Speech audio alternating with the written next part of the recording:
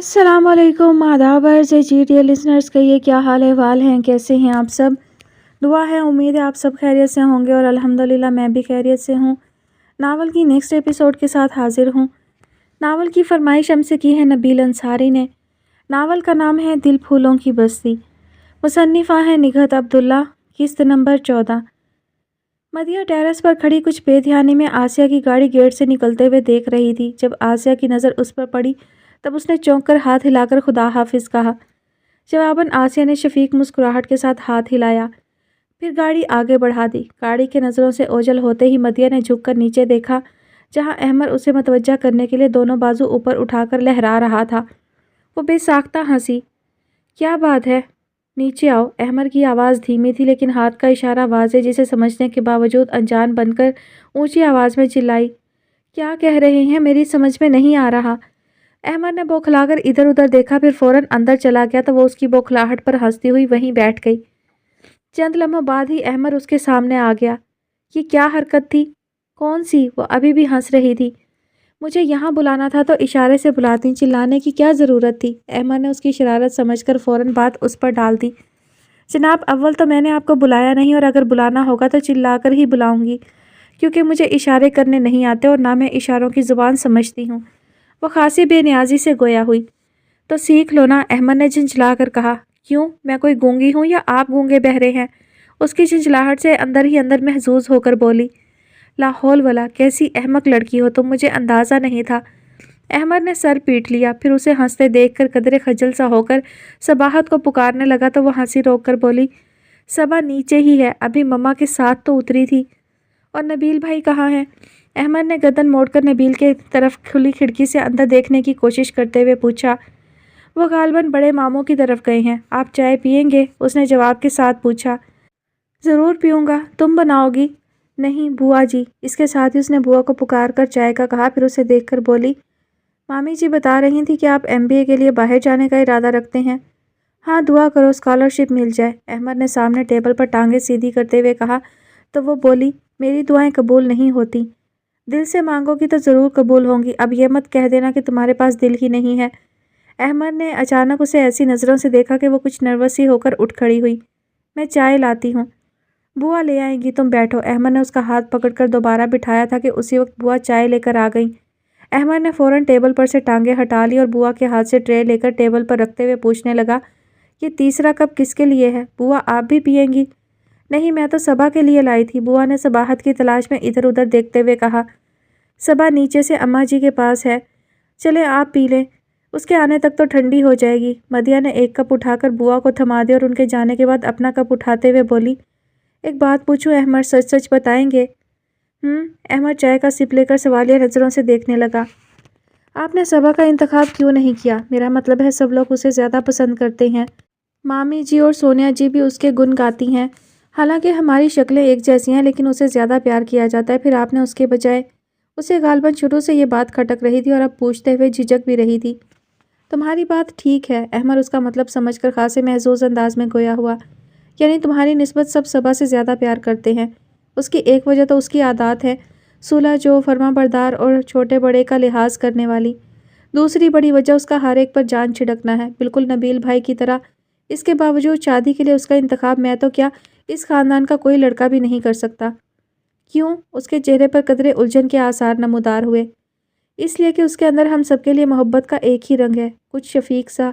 कभी वो बिल्कुल छोटी सी बच्ची लगती है और कभी हमारी आपा जान बन जाती है, तो बदले में हमारे दिलों में उसके लिए ऐसा ही प्यार उमड़ता है। उससे हटकर उसके बारे में कुछ और नहीं सोचा जा सकता। कम अज़ कम मैं और उमर भी नहीं सोच सकते। हमारे लिए वो बिल्कुल सोबिया की तरह है। अहमद ने पूरी ईमानदारी से वजाहत करके उसे देखा तो उसने गहरी सांस के साथ कंधे उचकाने पर इक्तफा किया।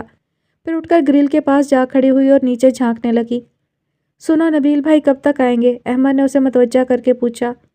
पता नहीं, सबा से पूछ लें, शायद उसे बताकर गए हों, उसने कहा। फिर आगे आकर ट्रे उठाते हुए बोली, सबा की आवाज़ आ रही है। मेरा ख्याल है किचन में बुआ से बात कर रही है।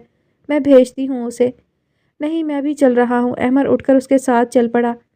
सबा किचन के दरवाजे में खड़ी थी। मदिया के साथ अहमद को देखकर पहले हैरत से आंखें फैलाईं, फिर कदरे रौब से पूछने लगी, आप यहाँ क्या कर रहे हैं? क्यों, मेरे यहाँ आने पर पाबंदी है या मधु से बात करने पर? अहमद ने उसकी चोटी खींचते हुए कहा। नहीं खैर, पाबंदी तो किसी बात पर नहीं है, अलबत्ता नीचे बता कर आया करें कि कहाँ जा रही हैं। मामी जी उस वक्त से मुसलसल एक ही जुमला बोल रही हैं कि अहमद को अभी तो मैंने यहीं देखा था, कहाँ गया। सबाहत ने कहा तो वो संभलते हुए बोला, अम्मी भी बस, उनके सामने तो मैं सीढ़ियाँ चढ़ा था। खैर ये बताओ नबील भाई कब आएंगे? वो तो 9 बजे आने का कह गए थे, लेकिन मैं अभी फ़ोन कर रही हूँ उन्हें कि जल्दी आएँ। आपको भी कोई काम है उनसे? सबाहत की बात सुनकर मदिया उससे पूछने लगी, तुम्हें क्या काम है? काम तो नहीं, बस सबाहत ने इसी कदर कहा था कि अहमद उजलत में बोला, ठीक है तुम उन्हें फ़ोन करो तो कहना मैं इंतज़ार कर रहा हूँ। अच्छी बात है। सबाहत जाने किस बात पर खुश हो रही थी। अहमद को जाते हुए देखा, फिर लॉबी में पहले आसिया के क्लिनिक के नंबर डायल किए तो दूसरी तरफ सिस्टर ने रिसीवर उठाया था। सिस्टर मैं सबा हूँ, मम्मा से कहीं 2 मिनट मेरी बात सुन लें। चंद लम्हों बाद आसिया की आवाज़ आई थी, हाँ सबा क्या बात है बेटा? गुड न्यूज़ मम्मा, वो खुशी से खनकती आवाज़ में बोली, अभी नबील भाई का अपॉइंटमेंट लेटर आया है। इत्तेफाक से मैंने रिसीव किया है और अभी किसी को नहीं बताया। मैं नबील भाई को सरप्राइज़ देना चाहती हूँ, सबके सामने और सेलिब्रेशन के साथ।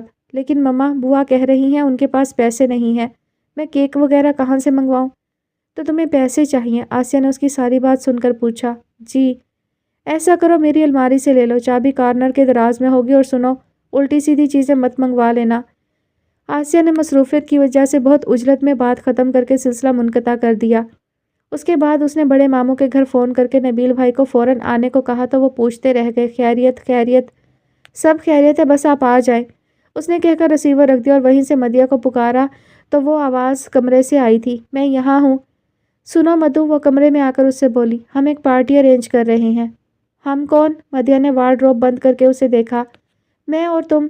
इससे ज़्यादा मैं कुछ नहीं बताऊंगी क्योंकि तुम इसी वक्त सब में ढिंडोरा पीट दोगी, जबकि मैं सरप्राइज़ देना चाहती हूँ। उसने कहा तो मदिया तुनक कर बोली, फिर तुम मुझे अपने साथ क्यों शामिल कर रही हो? अकेली अरेंजमेंट करो। ओफो, तुम बहुत जल्दी बुरा मान जाती हो। अच्छा मैं तुम्हें बता दूंगी, पहले नीचे जाकर सबसे कह आओ कि 9 बजे सब ऊपर आ जाएं, मैं जब तक पैसे निकाल लूँ। उसने फ़ौरन हथियार डालते हुए कहा और जाने लगी कि मदिया ने रोक कर पूछा, सुनो क्या खाने का इंतज़ाम करोगी? नहीं, खाना तो सब जल्दी खा लेते हैं, 9 बजे हम चाय के साथ कुछ लवाजमात रखेंगे, केक निमको वगैरह। बस तुम जल्दी से कह आओ, फिर इन चीज़ों की लिस्ट बनाकर बुआ से मंगवा लेंगे। वो कहती हुई मदिया के साथ कमरे से निकली तो उसे भेजकर खुद आसिया के कमरे में आ गई और बेड कॉर्नर की दराज से चाबी निकालकर अलमारी खोल ली। आसिया की अलमारी खोलने का ये पहला मौका नहीं था, अलबत्ता उसकी सेफ में वो पहली बार हाथ डाल रही थी। एक तरफ जेवरात के मखमली डब्बे एक दूसरे के ऊपर जमे थे, दूसरी तरफ स्याह हैंड बैग। जैसे ही उसने सेफ के अंदर खोलकर एक 500 का नोट निकाला था, उसके साथ एक तस्वीर भी उसके हाथ में आ गई, जिस पर नज़र पड़ते ही उसका दिल बड़ी ज़ोर ज़ोर से धड़कने लगा। फ़ौरन तस्वीर दुपट्टे में छुपाई और अलमारी बंद करके कुछ बदहवासी के आलम में कमरे से निकली तो आगे नबील से टकरा गई। ख्याल से नबील ने उसके कंधे पर हाथ रखकर गालिबन खुद को सहारा दिया था। फिर उसे देखकर पूछने लगे, क्या बात है, इस कदर घबराई हुई क्यों हो? कुछ नहीं, मैं मम्मा के कमरे में पैसे लेने गई थी, खुद उन्होंने कहा था असल में। घबराहट में वो हकलाने लगी। 1 मिनट मेरे साथ आओ।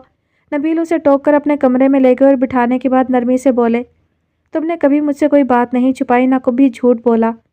मैं अभी भी नहीं छुपा रही, बस ये। उसने फ़ौरन दुपट्टे में से निकालकर तस्वीर नबील के सामने कर दी। मैंने जानबूझकर नहीं निकाली, रुपए लेते हुए ये खुद ब खुद मेरे हाथ में आ गई थी। नबील की नज़रें तस्वीर पर थीं। उसकी बात के जवाब में कुछ नहीं बोले, ना ही उसे देखा तो वो जाने क्या समझी। मेरा यकीन करें नबील भाई, मैं सच कह रही हूँ, मम्मा की इजाज़त से मैंने उनकी अलमारी खोली थी, फिर पैसे लेते हुए ये। नबील ने आहिस्ता से उसके कंधे पर हाथ रखकर उसे देखा तो उसने सर झुका लिया। फिर कदरे तवक्कुफ़ से उन्हें पुकार कर इश्तियाक से पूछने लगी, नबील भाई ये मम्मा के साथ पापा है ना? हैं? नबील चौंके, फिर ज़रा सा इस बात में सर हिलाकर बोले, जाओ ये जहाँ से उठाई है इसे फ़ौरन वहीं रखाओ, वरना अगर पुप्पो को मालूम हो गया तो वो बहुत नाराज़ होंगी। पहले मधु को दिखा दूँ फिर रख दूँगी। उसने कहा तो नबील ने उसके हाथ से तस्वीर झपट ली। नहीं सबा, मधु को दिखाने की गलती नहीं करना, तुम जानती हो उसे, सारे शहर में इस शख्स को तलाश करती फिरेगी। उसके अंदर अजीब सी ज़िद है, जिस बात को मना करो वो ज़रूर करेगी, और तुम भी भूल जाओ कि तुमने ये तस्वीर देखी है। नबील के कदरे सख्त लहजे पर वो सर झुकाकर बोली, आप क्या समझते हैं मेरे अंदर उन्हें देखने उनसे मिलने की ख्वाहिश नहीं होगी? ज़रूर होगी, लेकिन मैं जानता हूँ तुम फुप्पो को दुख देने वाली कोई बात नहीं करोगी, या कर सकती हो? नबील ने उसके झुके हुए सर पर हाथ रखकर पूछा तो उसने ज़रा सी पलकें उठाकर उन्हें देखा, फिर आहिस्ता आहिस्ता नफ़ी में सर हिलाने लगी। गुड, तुम अच्छी लड़की हो। नबील मुतमईन होकर मुस्कुराए। लाइए इसे वहीं रख दूँ। वो उठ खड़ी हुई। हाँ शाबाश जल्दी करो। नबील ने तस्वीर उसे थमाई थी कि मदिया की आवाज़ आने लगी। सबा सबा मैंने सबसे कह दिया है, अब बताओ क्या करना है, कहाँ हो तुम? मदिया गालिबन अपने कमरे में झांकने के बाद अब इसी तरफ आ रही थी। सबाहत ने घबराकर पहले अपने हाथ में तस्वीर और फिर नबील को देखा था। बेवकूफ़ लड़की। नबील ने उसके हाथ से तस्वीर लेकर अपने तकिए के नीचे खिसका दी। फिर उठकर उसके सामने यूं खड़े हो गए कि अगले पल मदिया दरवाजे में आई तो उसे वो नज़र नहीं आई थी। हाय सबा यहाँ भी नहीं है, मदिया ने हैरत से अपने आप से कहा। कहाँ चली गई? यही है, तुम ठीक से देखो तो नज़र आए। नबील गैर महसूस तरीके से उसके सामने से हटते हुए बोले। छुपने से कुछ नहीं होगा सबा, तुम्हें मुझे अभी बताना पड़ेगा वरना मैं सारा प्रोग्राम ख़राब कर दूंगी। मदिया यही समझी कि वो पार्टी का सबब बताने से गुरेज कर रही है। कैसा प्रोग्राम? नबील ने पूछा तो सबाहत फ़ौरन उनके पीछे से निकलकर मदिया के पास जा खड़ी हुई और उसका हाथ पकड़कर बोली, प्रोग्राम यह है नबील भाई कि रात 9 बजे मैं और मधु आपको ज़बरदस्त सरप्राइज़ देंगे। चलो मधु। इसके साथ ही वो मदिया को खींचती हुई उनके कमरे से निकल गई। 9 बजे मैमूना भाभी अपनी चारों औलादों के साथ ऊपर आईं। अब्बा जी भी उनके साथ थे। अलबत्ता अम्मा जी घुटनों में तकलीफ़ के भाई सीढ़ियाँ नहीं चढ़ सकती थीं और खलील भाई ने उन्हें बच्चों की गैदरिंग समझकर आने की ज़रूरत नहीं समझी। बहरहाल जो आए थे वो खासे मुतजस्सस थे और अपने अपने तौर पर क्यास भी कर रहे थे।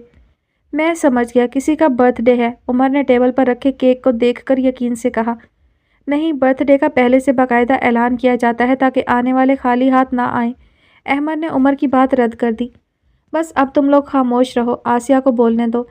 मैमूना भाभी ने सबको खामोश करा के आसिया को देखा तो वो कहने लगी, मैं क्या बोलूँ, जिन्हें सरप्राइज़ देने का शौक़ था वही बताएंगी। मधु सबा बेटा बताओ ना।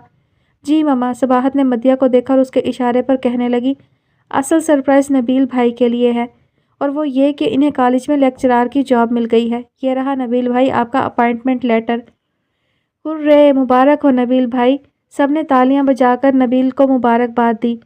मुबारक हो बेटा। अब्बा जी ने नबील का कंधा थपका तो वह झुककर उनके पाँव छूकर बोले, आपकी दुआएं हैं अब्बा जी।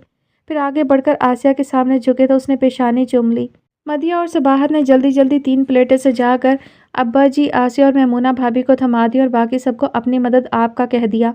फिर अब्बा जी जल्दी उठकर चले गए। उसके बाद आसिया भी मैमूना भाभी को लेकर अपने कमरे में चली गई तो महफिल का रंग यकदम बदल गया। मोहतात हंसी की जगह कहकहों ने ले ली थी। वैसे ये ज्यादती है। ताया जी और अदील चाचू के यहाँ से भी सबको बुलाना चाहिए था, सोनिया ने संजीदा होते हुए कहा। इतनी जल्दी में तो ये नहीं हो सकता था। खैर फिर किसी दिन उनके लिए भी कोई प्रोग्राम रख लेंगे। सबाहत ने निमको की प्लेट दरमियान में रखते हुए कहा, इस प्रोग्राम में एक नई खुशखबरी होनी चाहिए, यानी नबील भाई ने एक अदद लड़की पसंद कर ली। उमर ने शरारत से नबील को देखा लेकिन उन्होंने संजीदगी से डांट दिया, फजूल बकवास नहीं करो। ये फजूल बकवास नहीं है नबील भाई, उमर बिल्कुल ठीक कह रहा है। पता है अम्मा जी हर वक्त क्या दुआ करती हैं? सबाहत उमर की तायद में बोलने लगी थी कि वो टोक कर उठ खड़े हुए। बस मैंने सब सुन लिया है, अब तुम लोग चाहो तो महफिल जमाए रखो, मैं सोने जा रहा हूँ क्योंकि सुबह जल्दी उठना है। आपके बगैर महफिल क्या जमेगी, हम भी चलते हैं। अहमद भी उठ गया तो बाकी सब ने उसकी तकलीद की। मदिया और सबाहत इम्तिहानों से फारिग हुई तो दोनों के पास करने को कुछ नहीं था। सबाहत तो घर के कामकाज में दिलचस्पी लेती थी, उसे कुछ मुताले का शौक़ भी था। कभी नबील भाई कोई किताब ला देते, कभी वो उमर से मंगवा लेती, इसलिए वो ज़्यादा बोर भी नहीं होती थी। लेकिन मदिया को ऐसा कोई शौक़ नहीं था। घर के कामकाज तो वो करना ही नहीं चाहती थी, यहाँ तक कि अपने कमरे की सफाई भी उससे नहीं होती थी। अलबत्ता कहीं जाने की बात होती तो वो सबसे पहले तैयार होती थी। लेकिन इन दिनों कहीं जाने का भी कोई प्रोग्राम नहीं बन सकता था क्योंकि उमर और अहमद दोनों के इम्तिहान करीब थे। वो नीचे जाकर भी बोर होती थी। उस रोज़ नाश्ते की टेबल पर वो आसिया से कहने लगी, मम्मा आप मुझे कुछ दिनों के लिए शकील मामू के पास इस्लामाबाद भेज दें। क्यों? आसिया ने नाश्ते से हाथ रोककर उसे यूं देखा जैसे उसका यह अचानक प्रोग्राम उनकी समझ में ना आया हो। छुट्टियां हैं मम्मा और मुझे इस्लामाबाद देखने का शौक़ है। उसने कहकर सबाहत को देखा कि शायद वो भी उसकी हाँ में हाँ मिलाएगी, लेकिन उसने कोई तवज्जो नहीं दी। छुट्टियां हैं तो कुछ खरीदारी सीखो और जहाँ तक शौक़ की बात है तो समिया की शादी पर ले चलूँगी, तब घूम लेना इस्लामाबाद। आसिया ने उसकी बात मानी नहीं तो रद्द भी नहीं की और उसकी इस हिकमत अमली पर वो बुरा सा मुँह बनाकर बोली, समिया जी की शादी पता नहीं कब होगी और उस वक्त मम्मा हमारी छुट्टियाँ भी नहीं होंगी। आप 2 दिन में हमें वापस ले आएंगी। तो तुम कितने दिन रहना चाहती हो वहाँ? आसिया ने पेशानी सुकेड़ कर उसे देखा। कम अज़ कम 10 दिन। वो आसिया की पेशानी का बल नहीं देख रही थी, जब भी बड़े आराम से बोली। सबाहत ने बौखलाकर आसिया को देखा तो वो उसकी तरफ मतवज्जा हुई। तुम भी जाना चाहती हो? جی مما، ہم دونوں جائیں گے، صباحت سے پہلے مدیحہ بول پڑی۔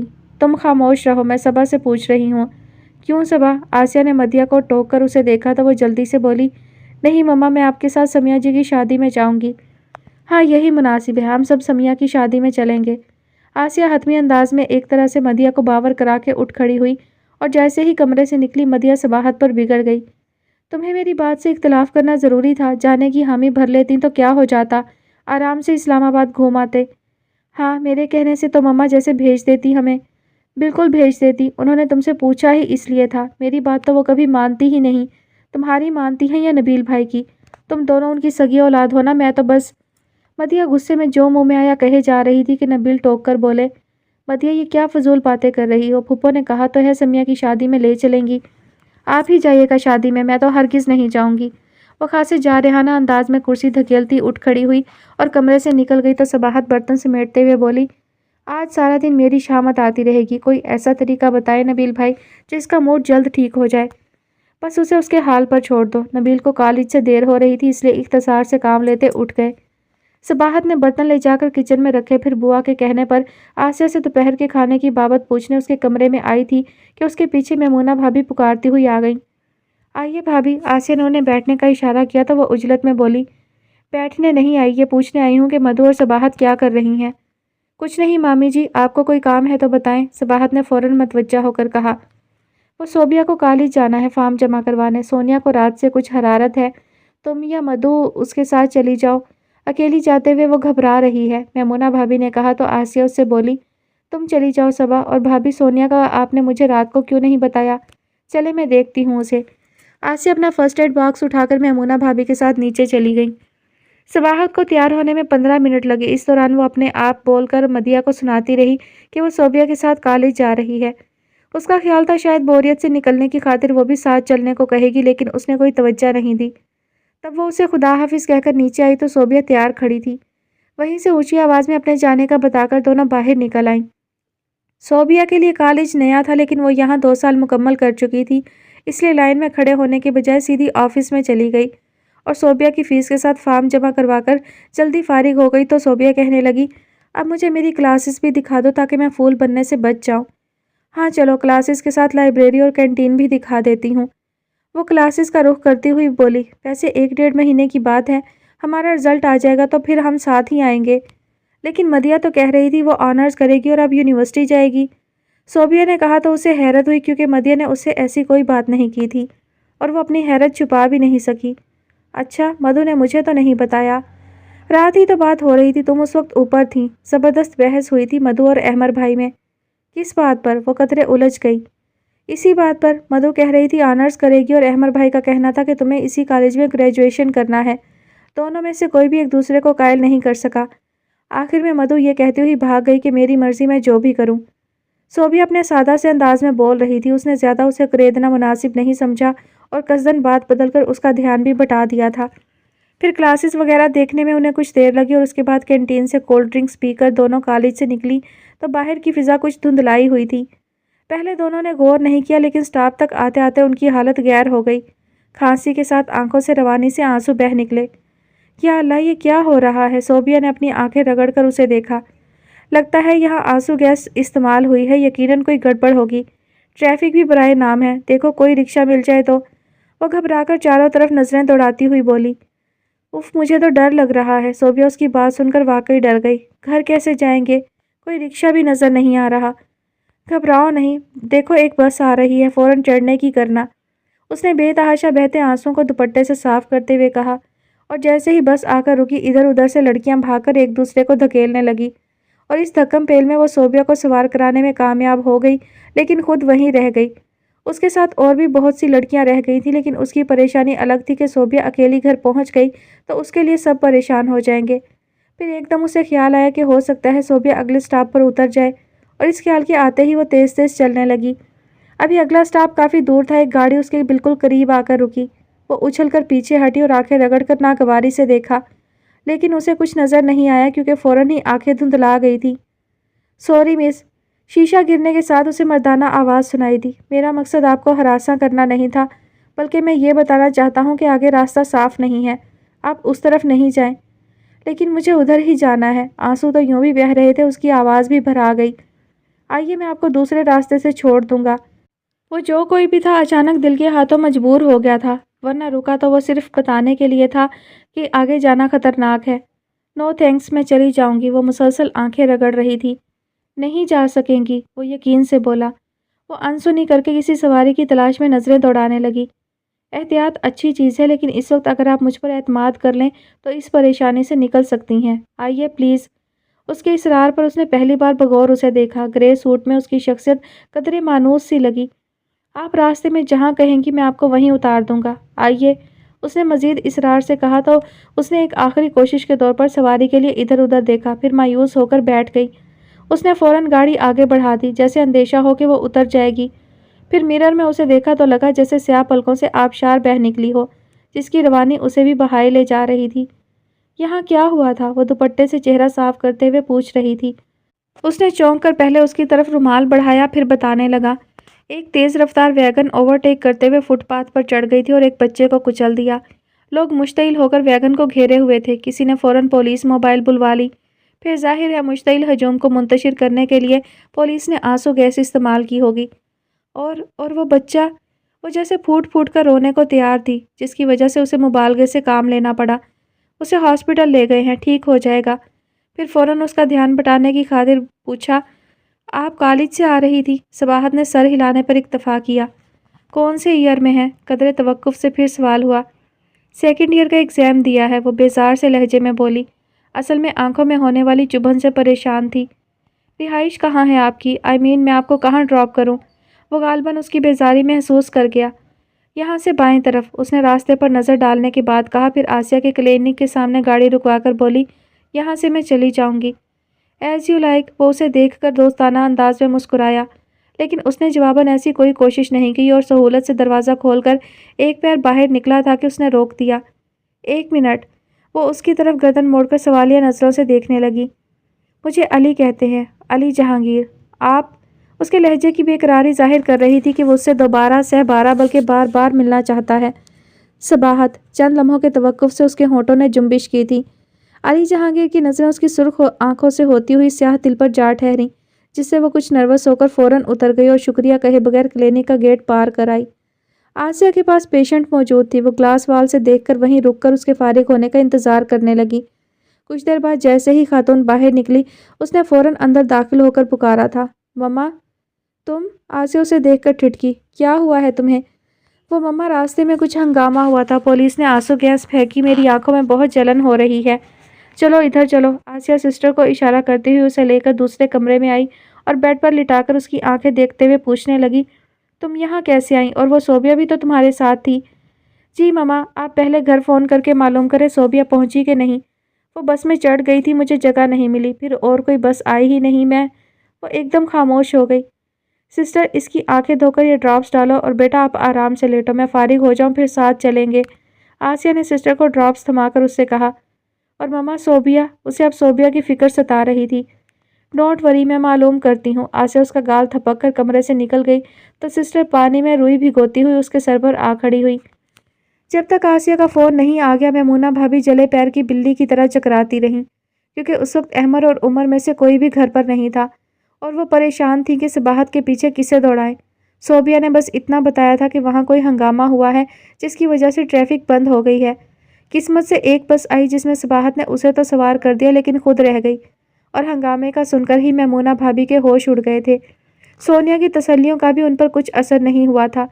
ایک گھنٹہ حقیقتاً ان پر بہت بھاری گزرا تھا جب آسیہ کا فون آیا اور اس نے صوبیہ کی خیریت معلوم کرنے کے ساتھ صباحت کی اپنے پاس موجودگی کا اطمینان دلایا۔ تب ان کی جان میں جان آئی۔ شکر کرتی ہوئی سونیا کے پاس آ کر بیٹھی تھی کہ مدیہ آ کر پوچھنے لگی، مامی جی ابھی تک صبا اور صوبیہ کالج سے نہیں لوٹیں؟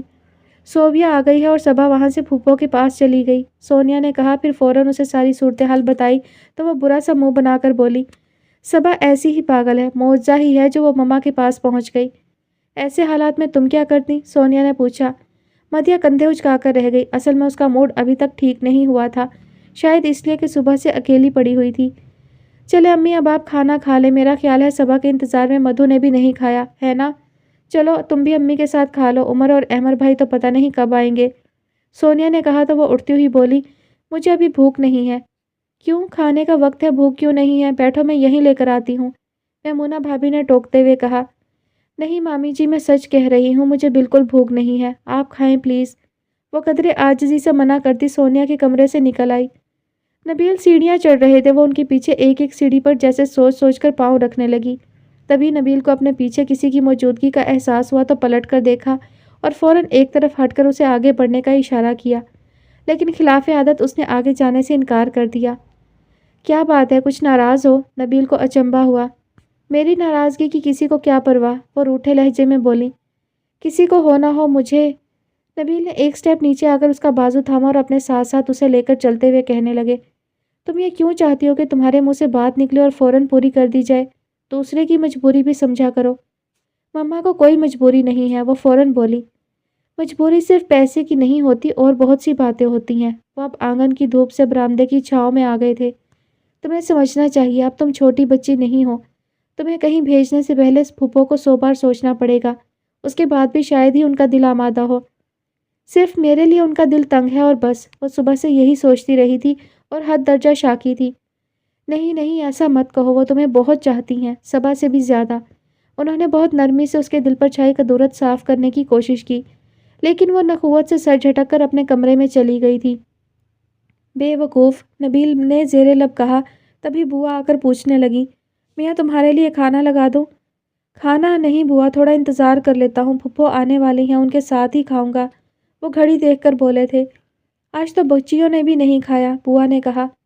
क्यों, सबा कहाँ है? उन्हें अचानक सबाहत का ख्याल आया। वो सुबह से गई हुई है और शायद उसी के इंतज़ार में मधु भी अब तक भूखी बैठी है, बुआ ने अपनी समझ के मुताबिक कहा। सबा कहाँ? आसिया और सबाहत को आते देखकर सवाल उनके होठों में रह गया।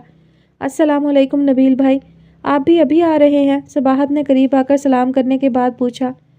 हाँ, और तुम क्या फूफो के साथ चली गई थी? वो यही समझे मदिया के गुस्से से घबराकर आसिया के साथ गई होगी। पूछने के अंदाज से भी ज़ाहिर था, जिसे समझकर सबाहत हंसी।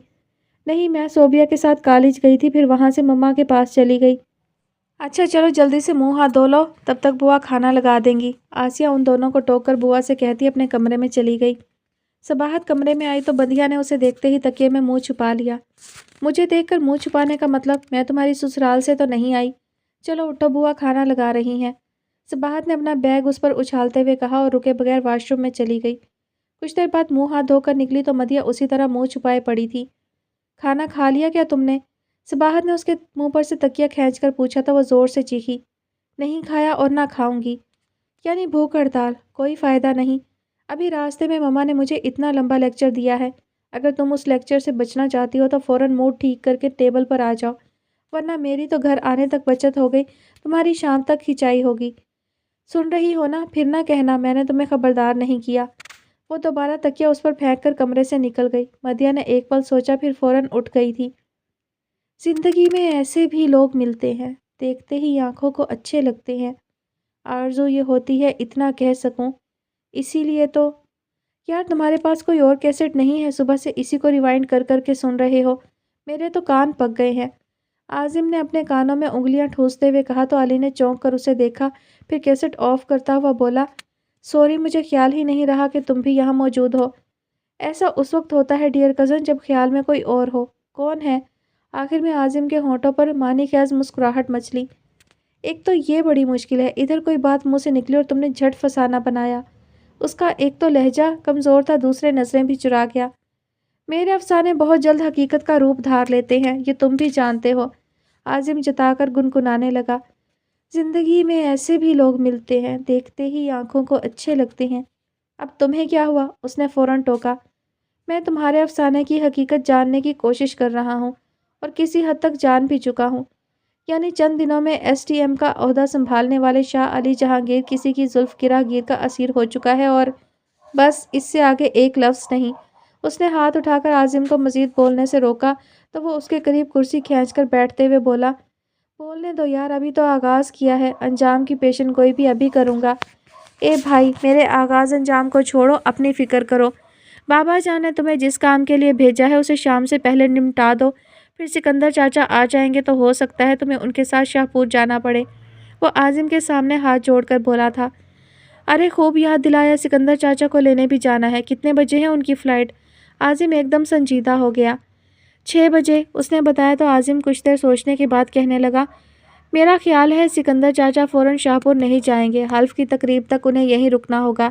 تم احتیاطاً ان کے لیے کمرے سیٹ کروا دو اور بابا جان کے لیے بھی، کیونکہ حلف کی تقریب میں وہ بھی ضرور آئیں گے۔ آخر سکندر چاچا منسٹر بننے والے ہیں۔ وہ پرسوچ انداز میں سر ہلا کر بولا، یہ سب میں کر لوں گا، تم اپنے کام نمٹاؤ۔ میری گاڑی تو نہیں چاہیے نا تمہیں؟ نو نو، میرے پاس اپنی پجیرو ہے۔ عاظم اپنی نئی پجیرو پر اترایا، ورنہ وہ مہینے پہلے تک گاڑی کے لیے اس کی خوشامد کرتا تھا۔ ارے تمہاری پجیرو کو تو میں بھول ہی کیا تھا، وہ ہنسا۔ تمہارا قصور نہیں ہے، جب آنکھوں کو کوئی اچھا لگنے لگے تو بندہ اپنے آپ کو بھول جاتا ہے۔ عاظم پھر اسی موضوع کی طرف آیا تو وہ فوراً اٹھ کھڑا ہوا۔ میں سونے جا رہا ہوں، تم جہاں کہیں بھی جاؤ، 5 بجے لوٹ آنا، پھر یہیں سے 7 ایئرپورٹ چلیں گے۔ اچھی بات ہے، اور ہاں سنو، عاظم یوں بولا جیسے اسے کوئی بہت اہم بات یاد آئی ہو۔ علی جہانگیر پوری طرح متوجہ ہو گیا۔ وہ جو کوئی بھی ہے اسے میرا سلام کہنا۔ عاظم شرارت سے کہہ کر بھاگتا ہوا باہر نکل گیا تو اس کے ہونٹوں پر بے اختیار مسکراہٹ پھیلی تھی۔ ملے گی تو کہہ دوں گا، وہ زیر لب بڑبڑایا، اور کچھ دیر سونے کی غرض سے بیڈ روم میں آیا تو بے تحاشا آنسو بہاتی ہوئی لڑکی کا تصور ساتھ ساتھ تھا، اور گزشتہ دنوں کی طرح نیند آنے تک وہ اسے سوچتا رہا تھا۔ عمر تم کہیں جا رہے ہو کیا؟ صباحت نے سیڑھیاں اترتے ہوئے عمر کو اجلت میں جاتے دیکھ کر وہیں سے پکار کر پوچھا تو وہ رک کر بولا، ہاں، انڈر دا نیم ٹری۔ کیا مطلب؟ وہ سمجھی نہیں۔ مطلب صبح ابو وارننگ دے گئے ہیں کہ اگر آج میں نے بال نہیں کٹوائے تو وہ آ کر مجھے گنجا کر دیں گے۔ مزید ستم پیسے بھی نہیں دیے، کہنے لگے خود کماؤ اور حجامت بنواؤ۔ اب آج کی تاریخ میں تو یہ دونوں کام ممکن نہیں ہے، اس لیے جو تھوڑے سے پیسے ہیں میرے پاس ان سے انڈر دا نیم ٹری بیٹھ کر سستی حجامت بنوا لوں گا۔ عمر نے مسکین سی شکل بنا کر انڈر دا نیم ٹری کی وضاحت کی تو وہ ہنستے ہنستے دوہری ہو گئی، تم بھی ایک ہی چیز ہو۔ ارے ہزاروں سال نرگس اپنی بے نوری پہ روتی ہے، تب کہیں جا کر مجھ جیسی چیزیں وجود میں آتی ہیں۔ عمر نے اپنے سینے پر ہاتھ مار کر کہا تو اس نے فوراً تائید کی، ٹھیک کہہ رہے ہو، مانتی ہو نا؟ ہاں، اس نے زور سے گردن ہلائی۔ شاباش، تم اس گھر میں سب سے عقل مند ہو۔ اب جلدی سے بتاؤ تمہیں مجھ سے کیا کام تھا؟ عمر کو اچانک اس کا پکارنا یاد آیا، جب ہی کام پوچھا۔ وہ مجھے لائبریری لے چلو، اس نے منت سے کہا۔ ابھی تو میں صرف انڈر دا نیم ٹری لے جا سکتا ہوں، چلنا چاہو تو چلو، ٹھنڈی ٹھنڈی ہوا میں بیٹھ کر میری حجامت بنتے ہوئے دیکھنا۔ نہیں، مجھے کوئی شوق نہیں ہے، تم پہلے مجھے لائبریری چھوڑ دینا، پھر واپسی میں لیتے آنا، اس نے کہا تو وہ گھڑی دیکھتا ہوا بولا، سوری، مجھے اصل میں اردو بازار بھی جانا ہے، جہاں سے واپسی میں بہت دیر ہو جائے گی، تمہیں کل لے جاؤں گا، پکا وعدہ؟ اچھا ٹھیک ہے، تم اردو بازار جا رہے ہو تو میرے لیے پروین شاکر کی خوشبو لیتے آنا۔ 1 منٹ رکو، میں پیسے لے کر آتی ہوں۔ وہ تیزی سے پلٹ کر سیڑھیاں پھلانگ گئی، کچھ دیر بعد اسی تیزی سے اوپر آئی اور اسے پیسے تھما کر بولی، یاد سے لانا، اگر بھول گئے تو میں اسی وقت دوبارہ بھیجوں گی تمہیں۔ لو، میں ابھی بھول گیا، کون سی پرفیوم؟ عمر نے بظاہر اتنی سنجیدگی سے کہا کہ وہ اچھل پڑی۔ پرفیوم؟ میں نے خوشبو کہی ہے، پروین شاکر کی خوشبو۔ پروین شاکر کی خوشبو، وہ کن آنکھوں سے اسے دیکھتا ہوا جیسے اپنے آپ سے بولا، صدر جانا پڑے گا کیونکہ اردو بازار میں خوشبویات نہیں بکتی۔ عمر، وہ اس کی شرارت سمجھ کر چیخی، اللہ کرے آج ماموں جان تمہیں سچ مچ گنجا کر دیں، لاؤ میرے پیسے واپس کرو، میں نبیل بھائی سے منگواؤں گی۔ وہ اسے مزید چڑھاتا ہوا بھاگ گیا تو وہ بڑبڑاتی ہوئی اوپر آ گئی۔ کیا ہوا، عمر تمہیں لے کر نہیں گیا؟ نبیل نے اس کے تپے ہوئے چہرے کو دیکھ کر پوچھا تو وہ بے دھیانی میں بولی، کہاں؟ لائبریری جانے کی بات کر رہی تھی تم، انہوں نے کہا تو وہ چونک کر بولی، ہاں، وہ عمر ابھی اپنے کسی کام سے جا رہا تھا، کہنے لگا کل لے جاؤں گا۔ کوئی بات نہیں، کل چلی جاؤں گی۔ وہ ڈسٹر اٹھا کر ان کے ٹیبل کی صفائی کرنے لگی۔ مدھو کہاں ہے؟ موڈ ٹھیک ہوا اس کا کہ نہیں؟ کچھ دیر کی خاموشی کے بعد نبیل نے پوچھا۔ جی اب تو ٹھیک ہے، کل اماں جی سے مما کی شکایتیں کر کے دل کی بھڑاس نکال چکی ہے۔ وہ ڈسٹر کی گرد کھڑکی سے باہر جھاڑ کر ان کے پاس آ بیٹھی۔ پتہ ہے کیا کہہ رہی تھی؟ کہ مما اسے بالکل پیار نہیں کرتی، اس کی کوئی بات نہیں مانتی، جبکہ میری اور آپ کی ہر بات مان لیتی ہیں۔ میں نے کہا ہم اس کی طرح ایسی کوئی بات کرتے ہی نہیں ہیں جو نہ ماننے والی ہو، اس لیے اسے ایسا لگتا ہے کہ مما ہماری بات مان رہی ہیں۔ اس پر اس نے مجھے بے نقط سنائی ہے، مجھے غصہ تو بہت آیا لیکن میں خاموش رہی۔ اچھا کیا، وہ بے وقوف ہے، نبیل نے کہا۔ نہیں نبیل بھائی، مجھے لگتا ہے وہ جان بوجھ کر ایسی باتیں کرتی ہے جن سے اختلاف یقینی ہو، اور جب اختلاف ہوتا ہے تو الجھتی ہے، پھر اپنے آپ شاکی ہو جاتی ہے۔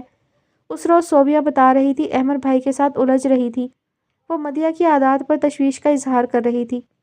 کس بات پر؟ نبیل نے اس کی تشویش محسوس کرتے ہوئے پوچھا۔ اس نے نیا شوشہ چھوڑ دیا کہ آنرز کرے گی۔ اس پر احمر بھائی نے کہا کہ اسے انہی سبجیکٹ میں گریجویشن کرنا چاہیے۔ بس اس بات پر دونوں میں کافی دیر تکرار ہوئی۔ پھر مدھو یہ کہتی ہوئی آئی کہ اس کی مرضی، وہ جو بھی کرے۔ آپ بتائیے یہ کوئی اچھی بات ہے؟ مما سنیں گی تو وہ بھی ناراض ہوں گی۔ پھر یہ کہے گی مما اس سے پیار نہیں کرتی۔ نبیل کے پرسوچ انداز میں سر ہلانے پر پھر قدرے توقف سے وہ کہنے لگے، ویسے آنرز کرنے میں کوئی حرج تو نہیں ہے۔ اگر وہ مدھو کا یہی شوق ہے تو احمر کو اعتراض نہیں کرنا چاہیے۔ لیجیے، آپ بھی اس کی سائڈ لے رہے ہیں، وہ اچھل کر بولی۔ اس لیے کہ یہ کوئی ناجائز ضد نہیں ہے۔ اگر اسے پھپھو کی طرح ڈاکٹر بننے کا شوق ہوتا تو کیا اس پر بھی اعتراض کیا جاتا؟ نہیں نا، تو اس پر بھی نہیں ہونا چاہیے۔ میں خود بات کروں گا پھپھو سے اور احمر سے بھی، انہوں نے نرمی سے سمجھاتے ہوئے کہا تو وہ خاموش ہو کر انہیں دیکھنے لگی۔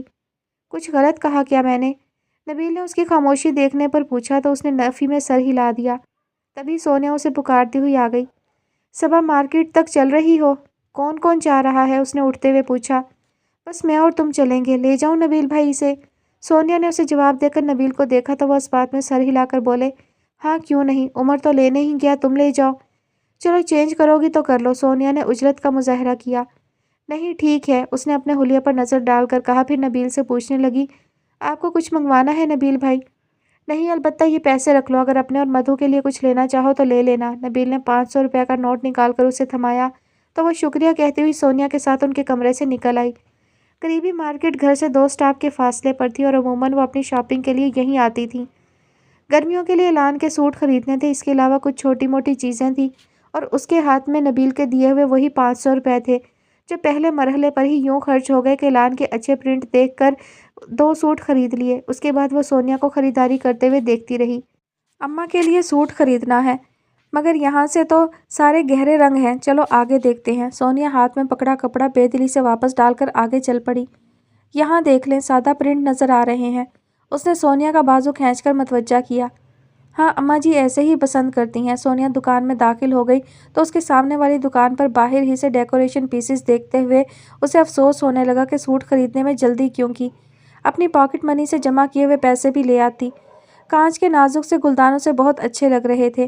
ایک نظر سونیا پر ڈال کر وہ اس دکان میں داخل ہوئی اور گلدان اٹھا کر دکاندار سے اس کی قیمت پوچھی تو وہ معذرت کے ساتھ بولا، سوری بی بی، یہ بک چکے ہیں، ان کے بس 2 پیس ہی تھے۔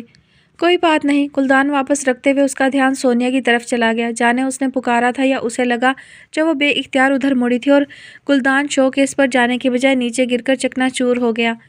اوہ، وہ ایک دم پریشان ہو گئی۔ بی بی آپ کو نظر نہیں آتا اتنا قیمتی گلدان؟ میں ان صاحب کو کیا جواب دوں گا جو… دکاندار بری طرح اس پر بگڑنے لگا۔ سوری، میں آپ کو اس کی قیمت… یوں بے عزت ہونے پر اس کی آنکھوں میں آنسو آ گئے۔ قیمت مجھے نہیں، انہیں ادا کیجیے۔ دکاندار نے دوسرے شوکیس کے پاس کھڑے شخص کی طرف اشارہ کرنے کے ساتھ اسے پکارا، ایکسکیوز می سر، 1 منٹ۔ کیا بات ہے؟ علی جہانگیر نے پلٹتے ہی اسے دیکھا اور بے اختیار اس کے قریب آیا تھا۔ آپ… میرے خدا! وہ مزید گھبرا کر ایک قدم پیچھے ہٹ گئی۔ سر، انہوں نے آپ کا گلدان توڑ دیا، وہ دکاندار نے اسے فوراً اطلاع دی۔ آئی ایم سوری، میں نے جان بوجھ کر نہیں توڑا، میں آپ کو اس کی قیمت ادا کر دوں گی۔ وہ پلکیں جھپک کر آنسو اندر اتارتی ہوئی بولی تو علی جہانگیر نے پہلے دکاندار کو ہاتھ سے یوں اشارہ کیا جیسے وہ اپنا معاملہ خود نمٹائے گا، اور اس کے ہٹنے کے بعد اس سے کہنے لگا، قیمت تو آپ کو ادا کرنی پڑے گی۔ ابھی، اس نے کہہ کر سونیا کو مدد کے لیے پکارنے کی نیت سے پلٹ کر دیکھا اور اسے سامنے والی دکان پر موجود نہ پا کر سچ مچ اس کے پیروں تلے سے زمین کھسکنے لگی تھی۔ ابھی نہیں، وہ جانے اس کی پریشانی سمجھ گیا یا آئندہ ملاقات کا بہانہ مل گیا تھا۔ جیب سے کارڈ نکال کر اس کی طرف بڑھاتا ہوا بولا، آج ہی کے دن اس پتے پر پہنچا دیجیے گا۔ جی۔ اس نے کارڈ لے کر اپنے پیروں سے بکھرے کانچ پر نظر ڈالی۔ مجھے افسوس ہے، اتنا خوبصورت گلدان… کیا قیمت تھی اس کی؟ نہ بہت زیادہ نہ بہت کم، یاد رکھیے گا آج ہی کے دن۔ وہ دلکش مسکراہٹ کے ساتھ کہتا دکان سے نکل کر جانے کس سمت غائب ہو گیا۔ وہ اس کے پیچھے دیکھتی رہ گئی۔ جی بی بی، آپ نے انہیں قیمت ادا کر دی؟ دکاندار نے دوبارہ اس کی طرف آ کر پوچھا تو وہ بری طرح چونکی اور بلا ارادہ اس بات میں سر ہلا دیا۔ پھر یہ دوسرا پیس آپ کا ہوا۔ دکاندار نے جلدی سے ایک گلدان پیک کر کے اس کے سامنے رکھ دیا، جسے اٹھاتے ہوئے اچانک خیال آنے پر اس نے پوچھا، کیا پرائس تھی ان کی؟ 1200۔ انہوں نے آپ سے اتنے ہی لیے ہیں، وہ جلدی سے کہہ کر دکان سے نکل آئی اور سونیا کی تلاش میں گردن گھما گھما کر چاروں طرف دیکھنے لگی۔ ایک جگہ وہ پرس خریدتی نظر آئی تو وہ تیز قدموں سے اس کے پاس پہنچ کر بولی، مجھے کہاں چھوڑ دیا آپ نے؟ میں نے کہاں چھوڑا، تم ہی غائب ہو گئی۔ یہ پرس دیکھو، اچھا ہے نا؟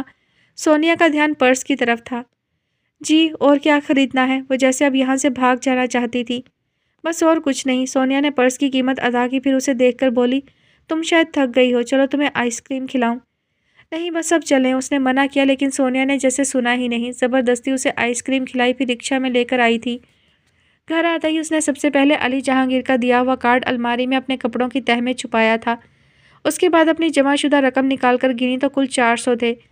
وہ واقعی پریشان ہو گئی کہ باقی 800 کہاں سے لے۔ آسیہ یا نبیل سے لینے کا مطلب تھا انہیں ساری بات بتانی پڑتی، اور جانے کیوں وہ اس شخص کے بارے میں بتاتے ہوئے ڈر رہی تھی۔ شاید اس کے اندر خوف تھا کہیں اس واقعے کے ساتھ وہ پہلا واقعہ بھی سامنے نہ آ جائے جب وہ اس کے ساتھ گاڑی میں بیٹھی تھی۔ گو کہ اس کے دل میں کوئی چور نہیں تھا، لیکن کچھ معاملات میں آسیہ اتنی سخت گیر تھی کہ مجبوری بھی تسلیم نہیں کرتی تھی۔ یہ اس کا فطری رد عمل تھا۔ اس لیے اس پہلے واقعے میں بھی اس نے یہ نہیں بتایا تھا کہ وہ کلینک کیسے پہنچی۔ بہرحال اب یہ نئی مصیبت گلے پڑ گئی تھی۔ کئی بار اس نے سوچنا چاہا کہ وہ کون سا پیسے لینے یہاں تک آ جائے گا، لیکن ہر بار اسے وہ اپنے دروازے پر دستک دیتا محسوس ہوا۔ گہری شام سیاہ آنچل اوڑھ رہی تھی اور اسے اپنی پریشانی میں لائٹ جلانے کا خیال ہی نہیں آیا۔ یوں ہی اندھیرے میں بیٹھی تھی جب نبیل نے دروازے میں آ کر پکارا، صبا؟ جی، وہ چونکنے کے ساتھ اٹھ کھڑی ہوئی۔ بیٹا لائٹ کیوں نہیں جلائی؟ انہوں نے کہا اور بڑھ کر ٹیوب لائٹ کا بٹن آن کر دیا تو اس نے دونوں آنکھوں پر ہاتھ رکھ لیے۔ وہ نبیل بھائی، بس سر میں درد ہو رہا تھا تو مجھ سے کہا ہوتا یا بوا سے وہ چائے ہی بنا دیتی۔ مدھو کہاں ہے؟ انہوں نے قریب آ کر اسے کندھوں سے تھام کر بٹھایا۔ میں جب آئی تھی وہ صوبیہ کے ساتھ کیرم کھیل رہی تھی۔ اس نے اندر ہی اندر خود کو سرزنش کرتے ہوئے مدھو کا بتایا۔ عجب پاگل لڑکی ہے، جاتی ہے تو گھنٹوں کے حساب سے وہیں جم جاتی ہے۔ کوئی کام ہو تو بات بھی ہے۔ چلو تم آرام سے لیٹو، میں بوا سے چائے کا کہتا ہوں۔ کچھ کھانا ہو تو وہ بھی بتا دو۔ نہیں کچھ نہیں، چائے بھی نہیں پیوں گی، آپ کو پینی ہو تو میں بنا دیتی ہوں۔ وہ نبیل کو پریشان ہوتے دیکھ کر فوراً کھڑی ہو گئی۔ سر کا درد ایسا بھی نہیں ہے کہ میں مریضوں کی طرح لیٹ جاؤں۔ تو چلو تازہ ہوا میں چل کر بیٹھو۔ نبیل اسے ساتھ لے کر کمرے سے نکل آئے۔ کھلی چھت پر اس نے پلنگ بچھا دیا اور نبیل کے لیے کرسی بھی کھینچ لائی۔ تبھی عمر خلاف عادت بہت خاموشی سے آیا اور خاصے مجرمانہ انداز میں سر جھکا کر بیٹھ گیا، جس پر نبیل نے قدرے تشویش سے پوچھا، خیریت؟ کیا ہوا ہے؟ صبا سے پوچھیں، عمر نے اسی طرح سر جھکائے ہوئے کہا تو نہ صرف اس کا دل بڑی زور سے دھڑکا بلکہ وہ پریشان بھی ہو گئی۔ کیا پوچھیں مجھ سے؟ میں نے کیا کیا ہے؟ کیوں، تم نے پیسے نہیں دیے تھے مجھے خوشبو لانے کے لیے؟ عمر یوں بولا جیسے اس نے کوئی بڑا جرم کیا ہو۔ پھر اسے اپنا جرم سمجھ میں نہیں آیا۔ پھر کیوں دیے تھے جبکہ تمہیں پتا تھا میری جیب کٹ جاتی ہے؟ انڈر دا نیم ٹری کسی نے ہاتھ کی صفائی دکھا دی۔ عمر نے دھڑلے سے اپنی لاپرواہی اس کے سر تھوپی، لیکن اس کی جان میں جان آ گئی تھی۔ دھڑ دھڑ کرتے دل پر ہاتھ رکھ کر بے اختیار بولی، اف، تم نے تو مجھے ڈرا ہی دیا، میں سمجھی۔ اس نے ایک دم نچلا ہونٹ دانتوں میں دبا لیا تو نبیل جو اسے ہی دیکھ رہے تھے پوچھے بغیر نہیں رہ سکے، کیا سمجھی تم؟ کچھ نہیں، وہ قدرے سٹ پٹائی، پھر فوراً سنبھل کر بولی، اسے دیکھے نبیل بھائی، الٹا چور کوتوال کو ڈانٹے۔ ایک تو میرے پیسے گرا آیا، اوپر سے الزام بھی مجھے دے رہا ہے۔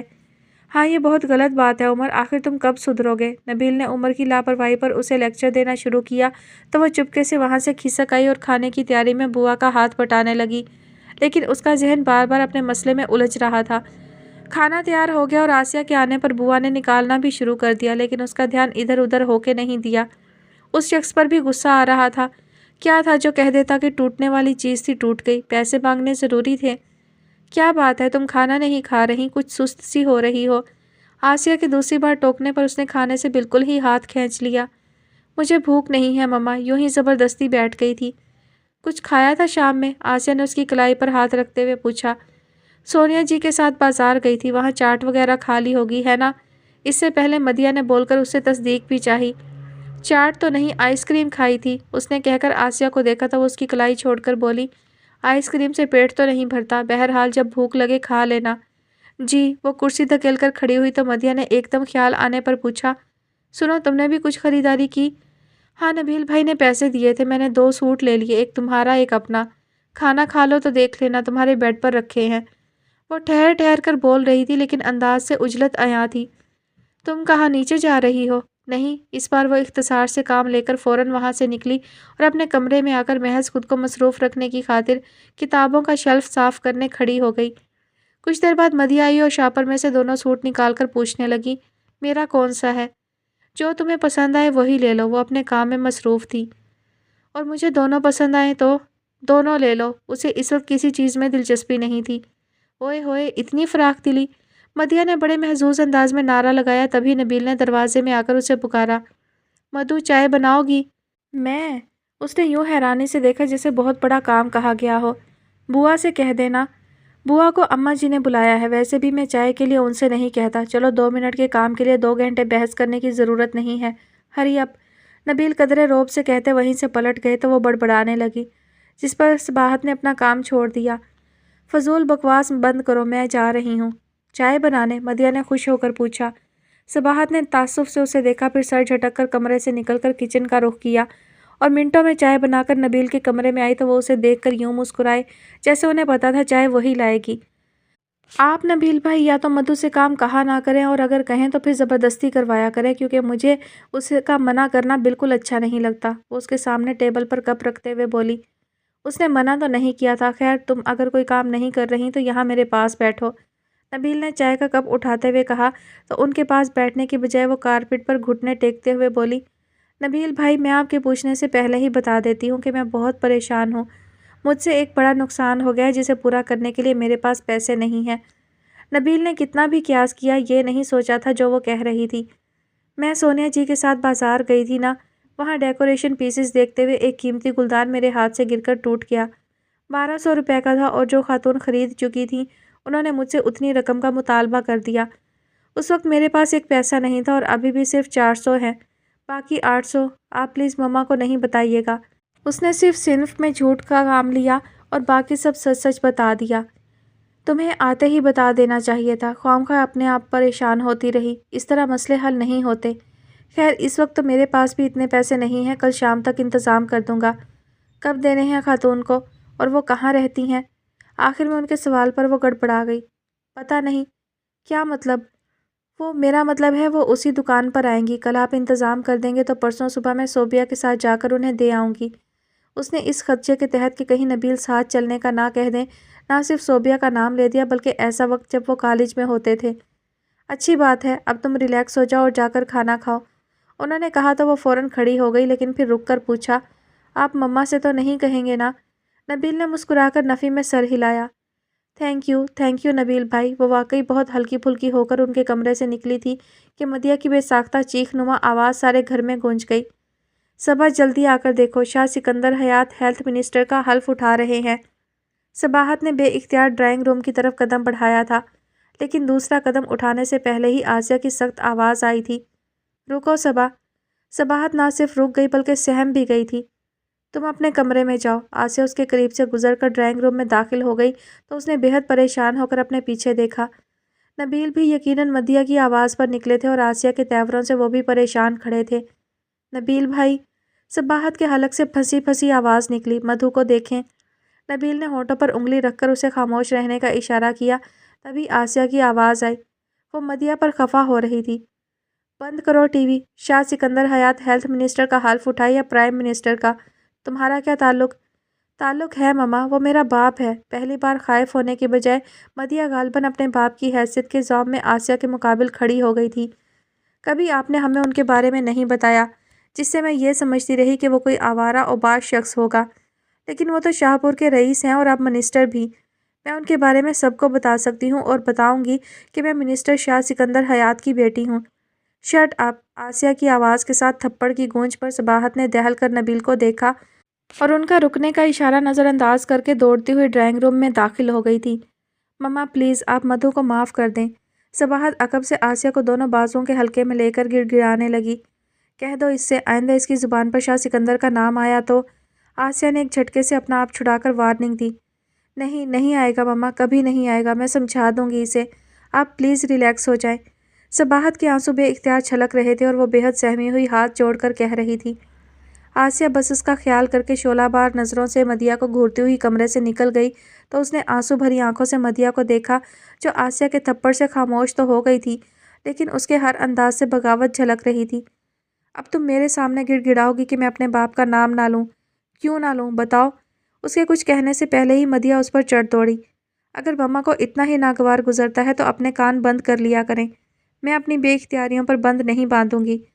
ایسا نہیں کہو مدھو، خدا کے لیے تم اس شخص کے لیے مما کو دکھ دے رہی ہو جس نے کبھی ہماری خبر نہیں لی۔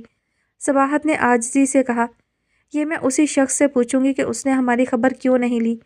مدیحہ پیر پٹکتی ہوئی کمرے سے نکل گئی تو اس کے آنسو اور روانی سے بہنے لگے۔ مدیحہ کے پیچھے جانے کی ہمت ہی نہیں ہوئی، وہیں گھٹنوں میں منہ چھپا کر بیٹھ گئی۔ وہ شروع سے ہی کچھ بزدل سی تھی، ذرا کوئی اونچی آواز میں بات کرتا ڈر جاتی، جب ہی اپنی طرف سے سب کے درمیان صلح کے جھنڈے گاڑتی رہتی تھی، اور اب وہ خود کو بہت بے بس محسوس کر کے رو رہی تھی۔ صبا، نبیل نے اس کے سر پر ہاتھ رکھ کر پکارا تو وہ اور شدت سے رونے لگی تھی۔ بے وقوف، تم کیوں رو رہی ہو؟ نبیل اس کے پاس بیٹھ گئے۔ مجھے بہت ڈر لگ رہا ہے نبیل بھائی، مدھو کو کیا ہو گیا ہے؟ وہ اس طرح کیوں کرنے لگی ہے؟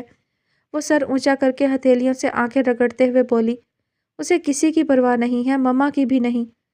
ہو جائے گی، سب کی پرواہ ہو جائے گی، ابھی ناسمجھ ہے، نبیل نے بظاہر سرسری انداز سے کہا، ورنہ حقیقتاً اس صورتحال سے وہ بھی پریشان تھے۔ نہیں، وہ ناسمجھ نہیں ہے، میں نے اس روز بھی آپ سے کہا تھا کہ وہ جان بوجھ کر ایسی حرکتیں کر کے دوسرے کو پریشان کرتی ہے۔ اب یہی دیکھ لیں، اس نے اگر شاہ سکندر کو دیکھ لیا تھا تو اسے چلانے کی کیا ضرورت تھی؟ وہ خاموشی سے بھی تو مجھے بتا سکتی تھی۔ محض مما کو جتانے کے لیے اس نے اتنا شور مچایا اور مما کے ٹوکنے پر بھی باز نہیں آئی۔ وہ مسلسل آنسو پونچھتے ہوئے دکھ سے بول رہی تھی، اس روز آپ نے شاہ سکندر کی تصویر یہ کہہ کر مدھو کو دکھانے سے منع کر دیا تھا نا کہ وہ اس شخص کو سارے شہر میں ڈھونڈتی پھرے گی کیونکہ اس میں عجیب سی ضد ہے۔ پھر آپ اسے ناسمجھ بھی کہہ دیتے ہیں، کیوں؟ کیونکہ ایسی باتیں ناسمجھی ہی میں ہوتی ہیں، وہ اگر سمجھدار ہوتی تو تمہاری طرح سوچتی۔ نبیل اس کا سر ہلا کر ذرا سا مسکرائے۔ آپ کو کیا پتا میں کیا سوچتی ہوں؟ وہ روٹھے لہجے میں بولی، میں نے تمہیں پالنے میں کھلایا ہے بچی، چلو اب رونا بند کرو، تمہارے آنسو مجھے بہت تکلیف دے رہے ہیں، اور دیکھو اس وقت مدھو کو بالکل نہیں چھیڑنا، اٹھو شاباش۔ نبیل نے اٹھتے ہوئے اسے بھی اپنے ساتھ کھڑا کیا تھا۔ وہ نبیل بھائی، مما انہیں مدھو کی باتوں سے دکھ ہوا ہوگا، اسے اب آسیہ کی فکر ستانے لگی۔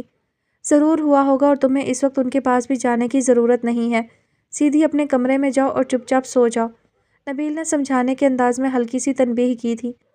17 سال پہلے اپنی بچیوں کی خاطر اس نے شاہ سکندر حیات کی انا کو تسکین پہنچانے کی خاطر اس کے سامنے اپنی انا، خودداری اور اپنی ہستی کا غرور مٹا کر اس سے وعدہ لیا تھا کہ وہ ہمیشہ کے لیے اس کی زندگی سے نکل جائے گا، اور اپنی اس کامیاب حکمت عملی کے بعد وہ یوں مطمئن ہو گئی تھی کہ اس کے اندر کوئی خدشہ رہا ہی نہیں تھا۔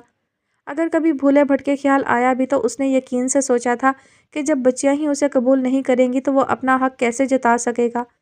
یہ تو کبھی گمان بھی نہیں کیا تھا کہ کوئی موڑ ایسا بھی آئے گا جب اس کی ساری تپسیا یوں دھری رہ جائے گی کہ بچیاں ہی اس کے مقابل آ کھڑی ہوں گی۔ یہ نہیں تھا کہ وہ بے خبر تھی، دونوں بیٹیوں کے مزاج اور عادات کو بہت اچھی طرح سمجھتی تھی۔ شروع ہی میں اس نے مدیحہ کے انداز میں اس کے باپ جیسی میں کو محسوس کر لیا تھا، اور وہ اس سے خائف نہیں ہوئی تھی کیونکہ اسے اپنی تربیت پر بھروسہ تھا۔ پھر شاید فطری طور پر اسے یہ خیال بھی تھا کہ بیٹیاں جیسے جیسے بڑی ہوں گی انہیں صرف اس کا احساس ہوگا کہ ان کی ماں نے تن تنہا ان کی یوں پرورش کی ہے کہ کسی چیز کی کمی نہیں ہونے دی، اور ایسے میں کبھی انہیں باپ کا خیال آیا بھی تو وہ نخوت سے سر جھٹکیں گی۔ اب پتہ نہیں اس سے کہیں کوتاہی ہوئی تھی یا خون نے جوش مارا تھا، جو 17 سال پہلے اس نے جس بچی کو شاہ سکندر حیات سے ہمیشہ کے لیے چھپانے کی خاطر اس کے لمس تک سے محروم رکھا تھا، وہی اس کی طرف لپک رہی تھی۔ تعلق ہے مما، وہ میرا باپ ہے۔ مدیحہ کی آواز مسلسل اس کی سماعتوں پر ہتھوڑے برسا رہی تھی۔ میں اب سب کو بتا سکتی ہوں اور بتاؤں گی کہ میں منسٹر شاہ سکندر حیات کی بیٹی ہوں۔ کیسا موڑ آ گیا تھا کہ وہ اپنے زخموں پر کرنڈ خود اپنے ناخنوں سے نوچنے لگی تھی، اور وہ ساری رات اس کی خود کو اذیت دینے میں گزر گئی۔ وہ اولین دنوں کے پرکیف لمحات، وہ اپنے دل کی بستی میں ہر روز اس کے نام کا ایک پھول کھلانا، وہ اس کی محبتوں کا پرفریب جال، وہ اس کی سنگت میں ستاروں کی کہکشاؤں میں قدم رکھنے لگی تھی، اور تب اچانک جیسے اس کی آنکھ کھل گئی تھی یا اس کی روح میں نشتر چبھو کر اٹھایا گیا تھا۔ اگر سکندر حیات نے تمہیں اپنی رکھیل بنایا ہے تو اس کا معاوضہ بھی دیا ہوگا۔ یہ اس کی روح پر وہ گھاؤ تھا جسے بیٹیوں کے سامنے بے نقاب کرنے کا خیال ہی جان لیوا تھا، اور اسے لگ رہا تھا مدیحہ کے دل سے اس کے باپ کا خیال نکالنے کے لیے اسے یوں ہی جان سے گزرنا ہوگا، اور میں یہ بھی کر گزروں گی۔ اس نے بہت نڈھال ہو کر تکیے پر سر رکھا تھا، اس کے بعد اسے کچھ ہوش نہیں رہا۔ صبح معمول کے مطابق بوا ناشتہ ٹیبل پر لگا کر سب سے پہلے آسیہ کو اطلاع کرنے اس کے کمرے میں آئی، اور خلاف معمول اسے سوتے دیکھ کر پہلے کچھ حیران ہو کر اسے پکارا، پھر تشویش سے اور کوئی جواب نہ ملنے پر آگے بڑھ کر اس کے بازو پر ہاتھ رکھا تو وہ گرم آگ ہو رہا تھا۔ وہ الٹے پیروں جا کر نبیل کو بلا لائیں۔ پھوپھو، نبیل نے آسیہ کا چہرہ ہاتھوں میں لے کر پکارا تو وہ نیم بے ہوشی میں بڑبڑانے لگی، مدھو مدھو رکو، مدھو کو روکو، وہ جا رہی ہے۔ نبیل سمجھ تو پہلے ہی رہے تھے، اس کی بڑبڑاہٹ سن کر انہیں دکھ کے ساتھ مدیہ پر غصہ بھی آیا۔ وہ مشکل ضبط کرتے ہوئے بوا کو آسیہ کے پاس بٹھا کر صباحت کو پکارتے ہوئے اس کے کمرے میں داخل ہو کر بولے، صبا نیچے احمد سے جا کر کہو کسی ڈاکٹر کو لے آئے، بلکہ ایسا کرو یاسمین آنٹی کو فون کر کے انہیں فوراً آنے کو کہو، پھپھو کی طبیعت ٹھیک نہیں ہے۔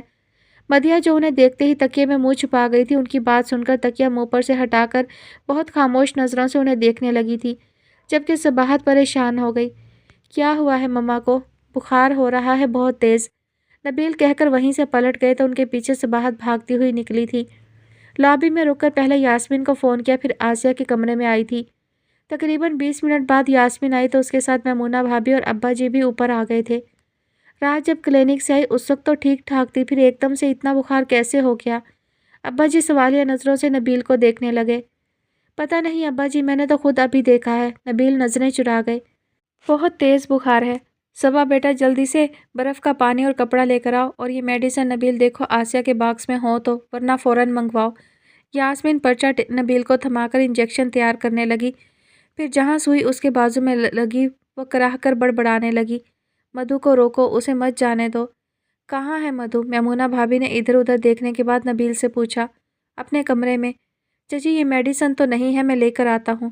نبیل اگلے کسی سوال سے بچنے کی خاطر میڈیسن کے بہانے فوراً چل پڑے، پھر اچانک کسی خیال کے تحت مدیہ کے کمرے میں جھانک کر بولے، مدیہ چلو پھپھو کے پاس جا کر بیٹھو اور انہیں یقین دلاؤ کہ تم کہیں نہیں جا رہی۔ مدیہ کچھ سمجھی نہیں اور نہ ہی سمجھنے کے لیے کوئی سوال اٹھایا، چپ چاپ ان کے قریب سے گزر کر آسیہ کے کمرے میں داخل ہو گئی تھی۔ دوپہر تک آسیہ بے ہوشی کے عالم میں جانے کیا کیا بولتی رہی تھی، جو صرف وہ تینوں ہی سمجھ رہے تھے۔ باقی سب سوالیہ نشان بنے ہوئے تھے، کبھی صباحت کو دیکھتے جو آسیہ کے سرہانے کے پاس سے ہٹ ہی نہیں رہی تھی، اور کبھی مدیہ کو جو مسلسل آسیہ کے پیر دبانے میں لگی ہوئی تھی اور کسی وقت سب کی نظر بچا کر اپنی آنکھوں سے چھلکتے آنسو بھی صاف کر رہی تھی۔ پھر دوپہر میں کچھ بخار کا زور ٹوٹا تو یاسمین نے خصوصاً اماں جی اور ابا جی کو اطمینان دلا کر نیچے بھیجا اور مدیہ اور صباحت کو زبردستی وہاں سے اٹھا کر اپنے ساتھ کھانا کھلایا، پھر انہیں تسلی دیتے ہوئے بولی، اب فکر کی کوئی بات نہیں ہے، شام تک آسیہ سکون سے سوئے گی، تمہاری اس کے پاس موجودگی ضروری نہیں ہے، اپنے کمرے میں جا کر آرام کرو، شام میں دیکھنا وہ بالکل ٹھیک ہوگی۔ اور یہ تم دونوں اتنی اداس کیوں ہو؟ کیا اس سے پہلے اس گھر میں کبھی کوئی بیمار نہیں ہوا؟ بیٹا جہاں تندرستی ہے وہاں بیماری بھی ہے، چلو اپنے کمرے میں جاؤ، آسیہ کے پاس میں ہوں۔ آپ بھی تو تھک گئی ہوں گی مامی جی، آپ آرام کریں، صباحت نے یاسمین کا احساس کر کے کہا تو اس نے اس کا گال تھپک کر کہا، میں آسیہ کے پاس آرام ہی کروں گی، چلو جاؤ شاباش۔ یاسمین دونوں کو ان کے کمرے میں بھیج کر آسیہ کے کمرے میں آ گئی تھی۔